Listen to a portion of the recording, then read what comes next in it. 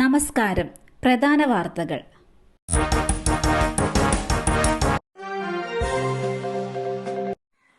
ഓണപരീക്ഷ തീയതി പ്രഖ്യാപിച്ചു.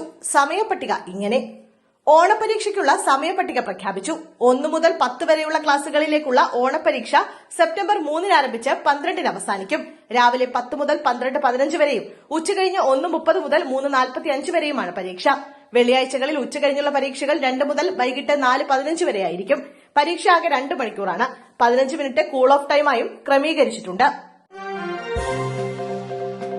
ഡോക്ടറുടെ കൊലപാതകം. പ്രതിഷേധം നടത്തിയ 200-ലധികം വിദ്യാർത്ഥികൾ അറസ്റ്റിൽ. ഇന്ന് ബന്ദ്. കൊൽക്കത്തയിൽ BJP ആഹ്വാനം ചെയ്ത സംസ്ഥാന ബന്ദ് ഇന്ന്. ജൂനിയർ ഡോക്ടർ കൊല്ലപ്പെട്ട സംഭവത്തിൽ മുഖ്യമന്ത്രി മമതാ ബാനർജിയുടെ രാജി ആവശ്യപ്പെട്ട് വിദ്യാർത്ഥി സംഘടനകൾ നടത്തിയ മാർച്ചിന് നേരെയുണ്ടായ പോലീസ് നടപടിയിൽ പ്രതിഷേധിച്ചാണ് ബന്ദ്. രാവിലെ 6 മുതൽ വൈകിട്ട് 6 വരെയാണ് ബന്ദ്. യുവനടൻ കടന്നുപിടിച്ചു. DGPക്ക് പരാതി നൽകി നടി.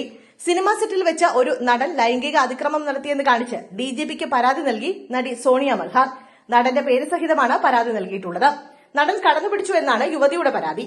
ഇന്നലെ അന്വേഷണ സംഘത്തിന് സോണിയ മൽഹാർ മൊഴി നൽകിയിരുന്നു.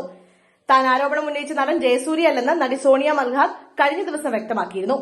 പിന്നാലെയാണ് പരാതി നൽകിയത്. ചേർത്തലയിൽ മുൻ CPM നേതാവിനെ വീടിനടുത്തുള്ള മരത്തിൽ തൂങ്ങി മരിച്ച നിലയിൽ കണ്ടെത്തി.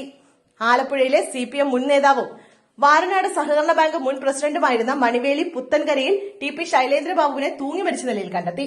തണ്ണീർമുക്കം ഗ്രാമപഞ്ചായത്ത് 23-ാം വാർഡിലെ താമസക്കാരനായ ശൈലേന്ദ്രനെ തണ്ണീർമുക്കം ബണ്ടിന്റെ കിഴക്കേക്കരയിലെ മരത്തിലാണ് തൂങ്ങി മരിച്ച നിലയിൽ കണ്ടെത്തിയത്.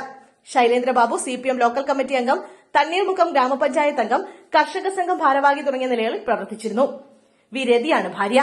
അനില S ബാബു, അജ്ല S ബാബു എന്നിവർ മക്കളാണ്.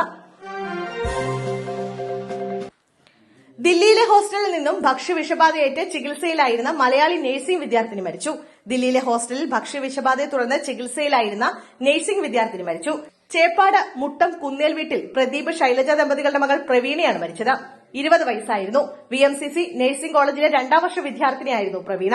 ജൂൺ മാസം ആദ്യം ഹോസ്റ്റലിലെ ഭക്ഷണത്തിൽ നിന്നാണ് പ്രവീണയ്ക്ക് ഭക്ഷ്യവിഷബാധയേറ്റത്.